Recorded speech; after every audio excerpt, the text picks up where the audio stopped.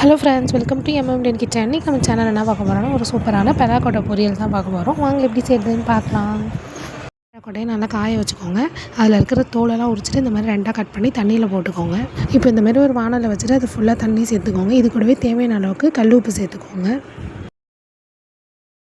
இப்போ பாருங்கள், நீங்கள் அப்படியே வச்சுருந்துருந்தீங்கன்னா இந்த மாதிரி அது நல்லா கொதிச்சுட்டு வரும். இப்போது நல்லா இந்த கலருக்கு வந்தோடனே நம்ம அதை வேறு ஒரு பிளேட்டில் மாற்றிக்கலாம். இப்போ ஒரு கடாயை போட்டுக்கோங்க. போட்டுட்டு 2 ஸ்பூன் எண்ணெய் ஊற்றிக்கோங்க. இப்போ இது கூடவே கடுகு சேர்த்துக்கோங்க. கருவேப்பிலை ஒரு கொத்து உருவி சேர்த்துக்கோங்க. இப்போ நம்ம எடுத்து வச்சுருந்தா பெராக்கோட்டையை இது கூடவே சேர்த்துக்கலாம்.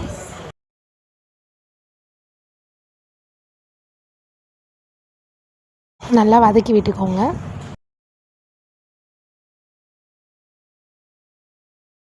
இப்போ இது கூடவே வீட்டு மிளகாத்தூள் 1 ஸ்பூன் சேர்த்துக்கோங்க. நம்ம ஏற்கனவே சால்ட் சேர்த்துட்டோம், அதனால் இப்போ சேர்க்க தேவையில்ல. இப்போ நல்லா வதக்கி விட்டுக்கோங்க.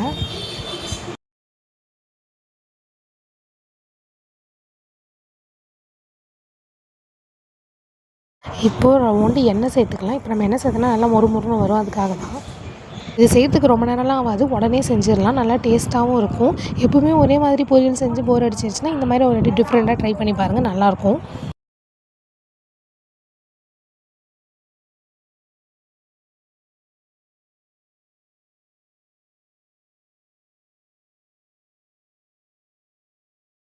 அவ்வளோதான், இப்போ நம்ம பொரியல் சூப்பராக ரெடி ஆகிடுச்சு. நீங்களும் வீட்டில் ட்ரை பண்ணி பாருங்கள். வீடியோ பிடிச்சிருந்தா லைக் பண்ணுங்கள், கமெண்ட் பண்ணுங்கள், ஷேர் பண்ணுங்கள். மறக்காமல் எம்எம்டிஎன் கிச்சனை சப்ஸ்கிரைப் பண்ணிக்கோங்க.